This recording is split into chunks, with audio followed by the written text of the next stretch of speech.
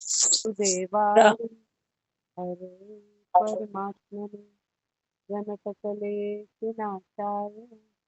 गोविंदाय नमो नमः। सबको राम राम जी। ओम श्री गणेशाय नमः, श्री सीताराम नमः, श्री राधे श्याम नमः, उमापति महादेव की जय, श्री गुरुवे नमः, श्री हनुमते नागराज जी। सब संतन की जय, सब भक्तन की जय। जय जय सीताराम, जय जय राधे श्याम, श्री हरिओम, श्री हरिओम, श्री हरिओम। मैंने पेज खोला तो यहाँ 2 लाइनें एक लिखी है। कृष्ण की शरण ग्रहण करके प्रकृति के गुणों को लांघ सकते हैं।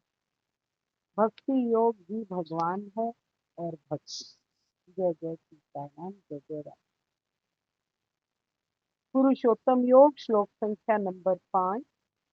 जो झूठी प्रतिष्ठा, मोह तथा कुसंगति से मुक्त है, जो शाश्वत तत्व को समझते हैं, जिन्होंने भौतिक काम को नष्ट कर दिया है, जो सुख तथा दुख के द्वंद्व से मुक्त हैं और जो मोह रहित होकर परम पुरुष के शरणागत होना जानते हैं, वे उस शाश्वत राज्य को प्राप्त होते हैं।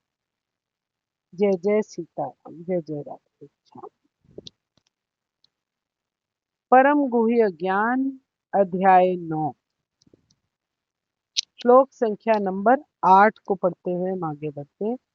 श्लोक संख्या नंबर 7 में हमने कल किया था कि भगवान जी बोलते हैं कि कल्पों के अंत में सब प्रकृति में लीन हो जाते हैं और उसके बाद मैं उनको फिर से रचता हूँ, जिससे ये कल्प दोबारा शुरू होता है और मैं अचेत में प्राण भर देता हूँ, उसमें जागृति ले आता हूँ। कल्पों के अंत होने में ब्रह्मा जी के 100 वर्ष पूरे होते हैं और सारा समय जब पूर्ण हो जाता है तो पुनः सारे जीवों को कर्मों के फल के भुगतान देने के बाद वो भगवान जी में लीन हो जाते हैं और फिर दोबारा से उसमें उठते हैं, फिर जगत का विस्तार करते हैं। पर ये कब होता है?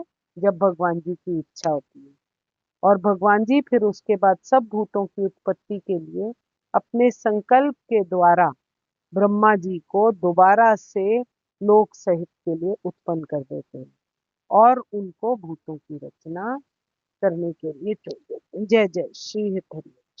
अब श्लोक संख्या नंबर 8 पर आते हैं। अपनी प्रकृति को राम राम। अपनी प्रकृति को अंगीकार करके स्वभाव के बल से परतंत्र हुए इस संपूर्ण भूत समुदाय को बार बार उनके कर्मों के अनुसार मैं रचता हूँ।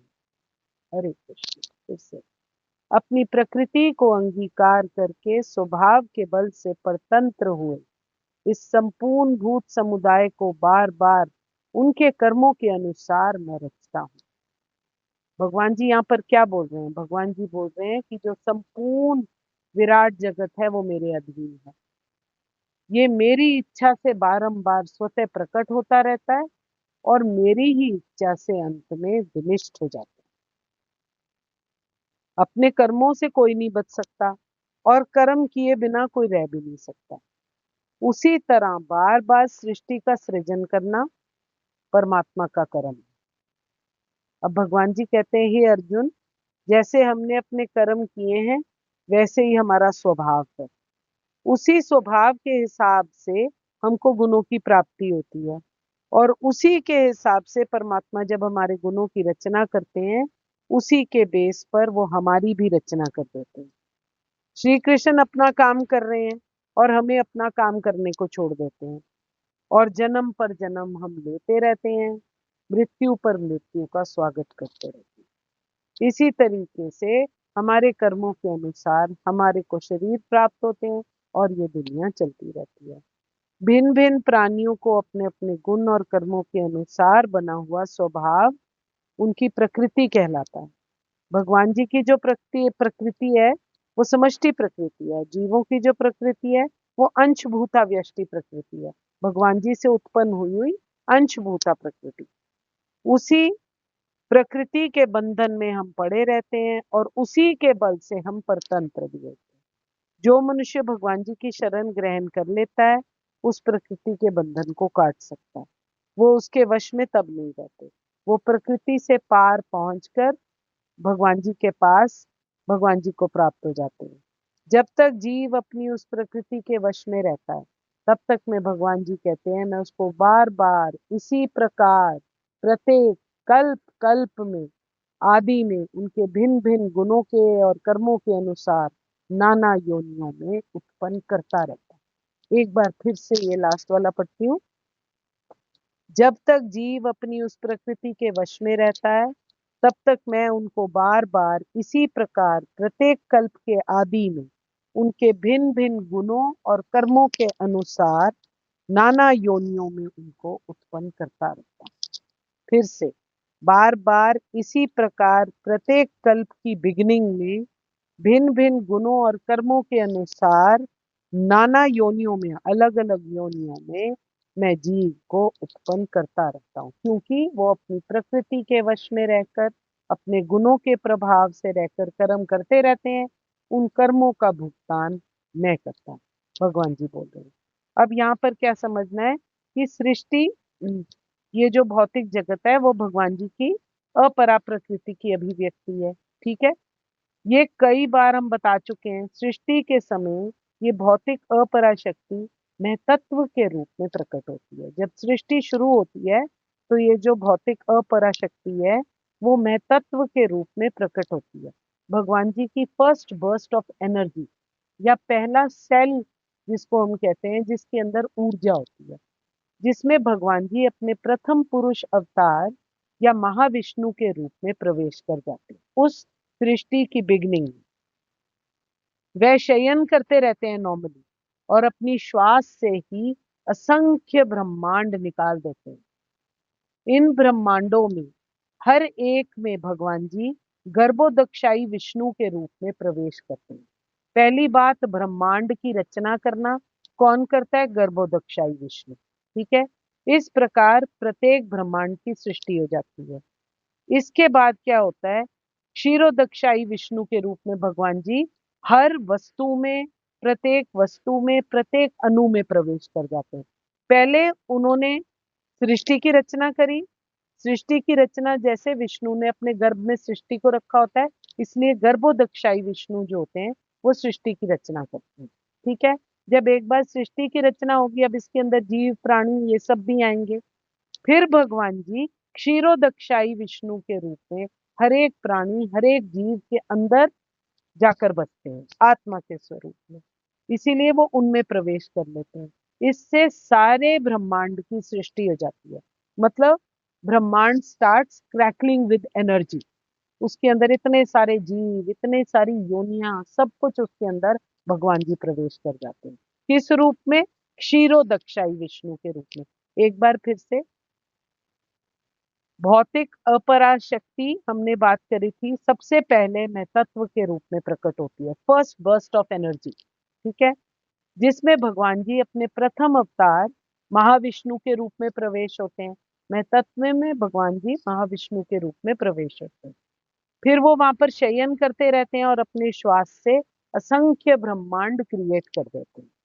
उन हर ब्रह्मांडों में, सारे ब्रह्मांडों में गर्भोदक्षाई विष्णु के रूप में प्रवेश करते हैं और प्रत्येक ब्रह्मांड की सृष्टि होती रहती है।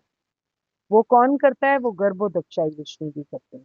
अब गर्भोदक्षाई विष्णु जी ने सृष्टि तो रच दी, अब सृष्टि में रहने के लिए भी तो जीव प्राणी और ये सब चाहिए।